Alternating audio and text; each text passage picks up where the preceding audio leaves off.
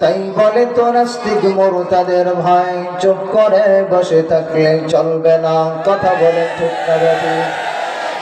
আজতনে সাবির বাকির মা কওতে দাদ हमसे यूनुस लुकमाए बाहोते दादुम के बहानु दिवसराते तो किंही मेल बायो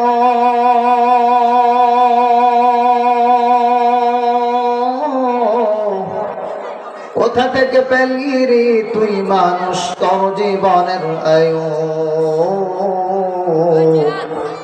আলহামদুলিল্লাহ,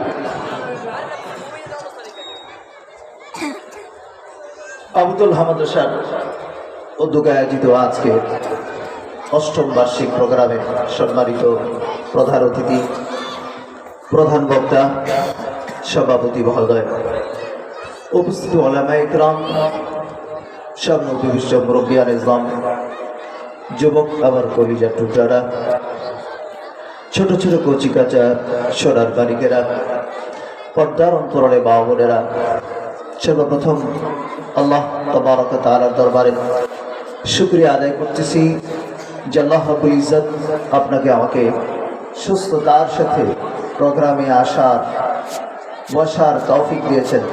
সেজন্য সমস্বরে উচ্চ কণ্ঠে আওয়াজ করে পড়ছি আলহামদুলিল্লাহ। বন্ধুগণ,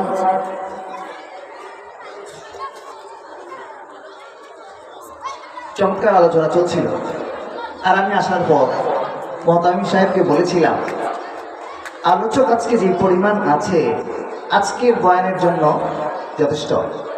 সেজন্য আমি ব্যক্তিগতভাবে ওনাকে বলেছিলাম যে আমার আলোচনার সময়টুকু, যেহেতু সময় কম, আমার আলোচনার সময়টুকু অন্যদেরকে ভাগ করে দিই।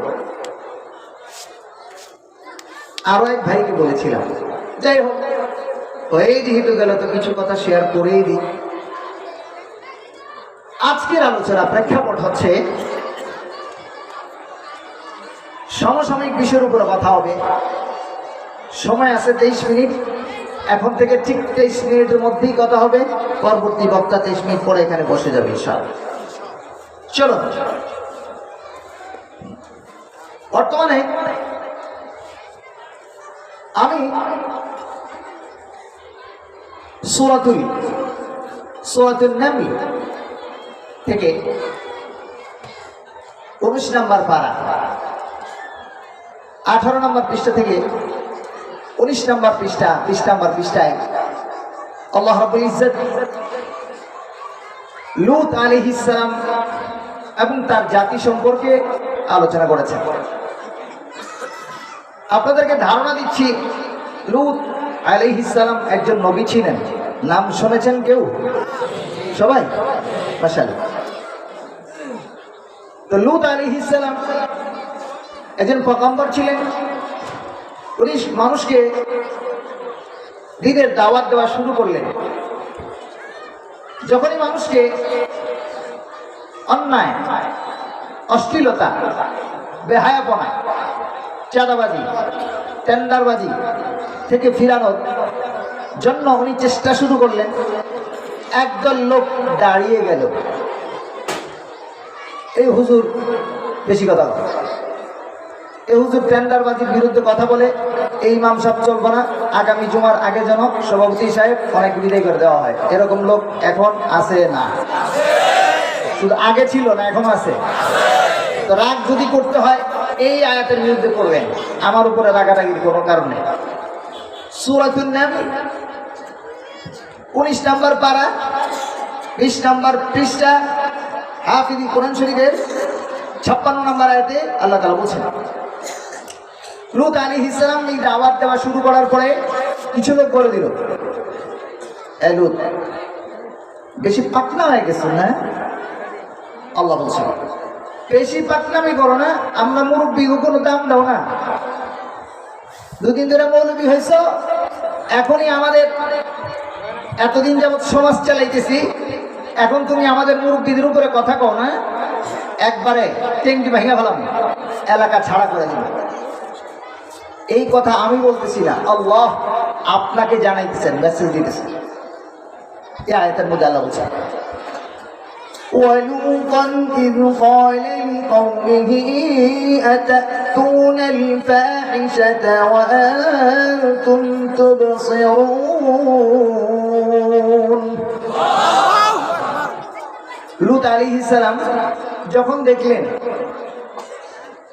ওই দেশের মানুষ অন্যায় অত্যাচারে জর্জরিত, এমনকি এমন একটা গুনাহে জর্জরিত যে গুনাহ ইতিপূর্বে কোনো মানুষ করেনি, সেটা হচ্ছে পুরুষ তার যৌন চাহিদা পূরণ করার জন্য আরেকটা পুরুষকে ব্যবহার করত। আগামীকাল বাড়িতে যা বললেন, নারী তার যৌন চাহিদা নিবারণ করার জন্য আরেকটা নারীর কাছে যাইত।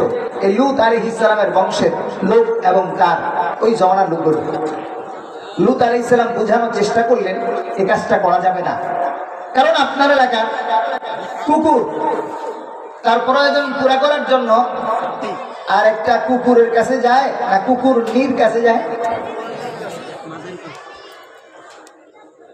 আপনার এলাকার পাঠা তার প্রয়োজন পুরা করার জন্য ছাগির কাছে যায়, আরেকটা পাঠার কাছে।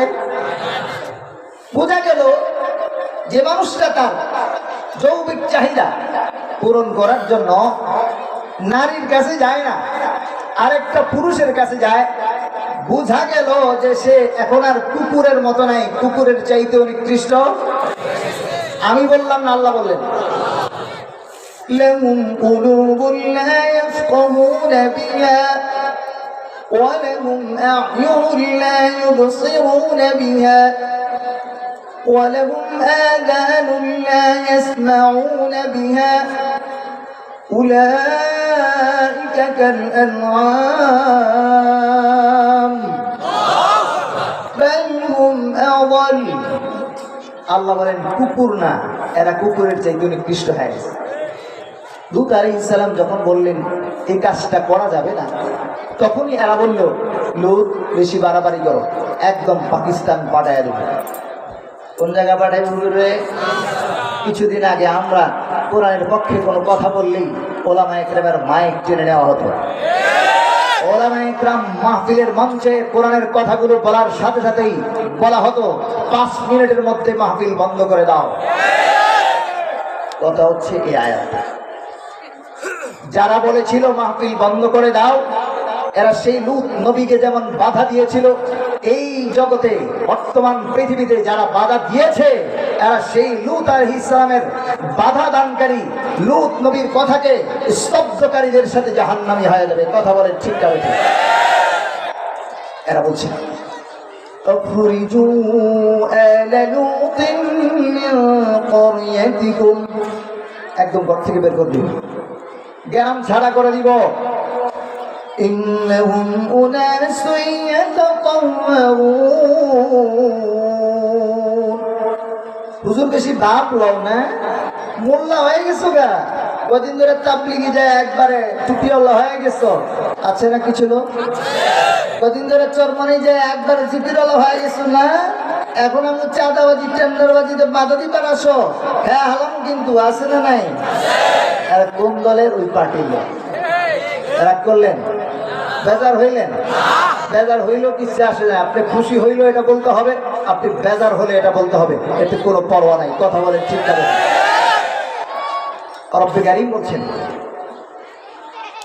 কথা আমার বললাম না 23 মিনিট, আমার অভ্যস্ততা আরেকজনের হক নষ্ট না করা। আলোচনা যেমনই হোক সময় মতো পৌঁছে যাবেন, দিয়ে দিব, এটাই কাজ। আর 16 মিনিট। বন্ধুগণ, লূত আলাইহিস সালাম বাধা দেওয়া শুরু করলে লূত আলাইহিস সালামের কাছে কিছু মেহমান আসলো। আসার পর খুব সুন্দর সুশ্রী কিছু মানুষ দাঁড়িয়ে উঠে নাই। যখন লূত আলাইহিস সালামের কাছে এই মেহমানগুলো আসলো, তখন ওই যে কুরুচিপূর্ণ লোকগুলো ওনার বাসার কাছে এসে ভিড় জমাইলো, কারণ পুরুষ পাইছে আকাম করবে। আর এদেরকে খবর দিয়া দিল কে? লূত পয়গম্বরের স্ত্রী। গুনাহের সহযোগিতা করল লূত আলাইহিস সালামের স্ত্রী। লূত আলাইহিস সালামের স্ত্রী গুনাহ করার কারণে গুনাহের সহযোগিতা করলো। আল্লাহ বলছেন তোমরা নেক কাজের সহযোগিতা করো, মাহফিল করার জন্য ব্যবস্থা করো, টাকা দাও, পয়সা দাও, মাইক ভাড়া দাও, প্যান্ডেল করা দাও। হুকুম কার? নাট্যমঞ্চ, গানের থিয়েটারে টাকা পয়সা দিও না, হুকুম কার? আল্লাহ ওয়াজ করে, ওয়াজ আল্লাহ করে, হুজুরের ওয়াজ করার দরকার নেই তো। আল্লাহ বলছেন তাআওয়ানু আলাল বিররি ওয়াত তাকওয়া ওয়ালা তাআওয়ানু আলাল ইসমি ওয়াল উদওয়ান।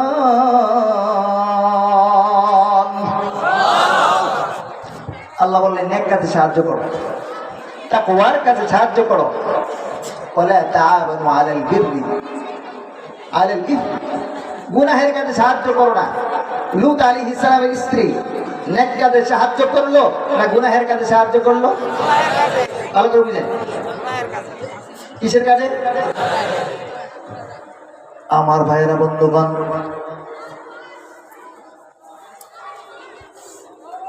সুন্দর সুশ্রী মানুষগুলো লূত আলাইহিস সালামের ঘরে যখন আসলো, লূত পয়গম্বর বড় পেরেশান হয়ে গেলেন। কি করা যায় গো, কি করা যায়, মুসিবত থেকে কিভাবে বাঁচা যায়। ওনার ঘরের আশপাশ ঘেরাও করে ফেললো, ঘরে ঢুকার জন্য চেষ্টা করতেছে, না না কোনোভাবেই ফেরানো যায় না। এইবার পয়গম্বর লূত ডেকে ডেকে নেতাদেরকে কাছে নিয়ে ডেকে ডেকে বললেন, নেতারা গো, তোমরা এই অপকর্ম কইরো না। ওয়ালা তুখজিনি ফি যায়ফি, আমার মেহমানদের ব্যাপারে আমাদেরকে অপমানিত কইরো না, বরং তোমাদের মধ্যে আলাইসা মিনকুম রাজুলুর রশীদ, তোমাদের মধ্যে কি কোনো ভালো লোক নাই রে? না না, নেতাদের মধ্যে বলে কোনো ভালো লোক নাই। ডেকে ডেকে বললেন, নেতারা রে,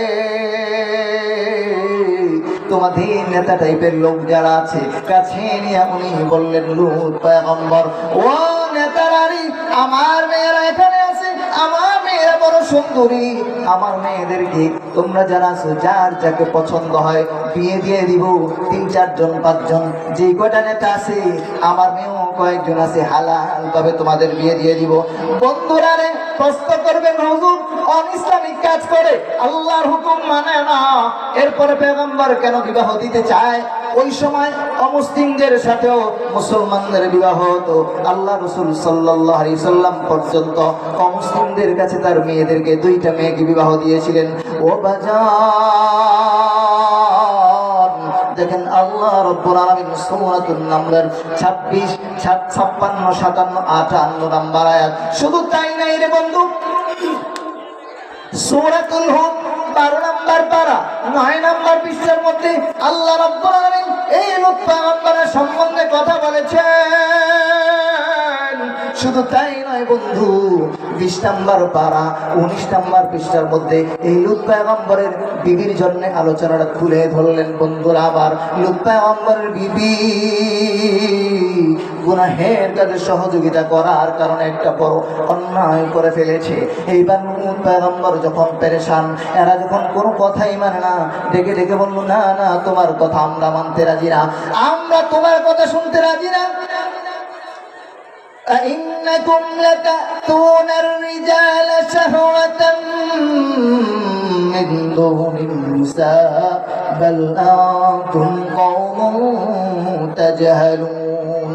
উনি বললেন, তুমি তো ভালোই জানো, আল্লাহর পয়গম্বর লূত বললেন, তোমরা তো বোকার রাজ্যে বসবাস করো, তোমরা তো মেয়েদের ছাড়া, বিবাহত বৈধ স্ত্রী ছাড়া অপকর্মে লিপ্ত রয়েছো, এই কাজগুলো করো না।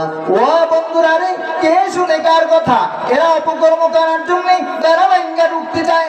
লূত পয়গম্বর দরজা বন্ধ করে দেয়, জানালা বন্ধ করে দেয়, এরপরে মানে না, দরজা টপকায়া ছাদের উপরে দিয়া ঘরে ঢুকবে।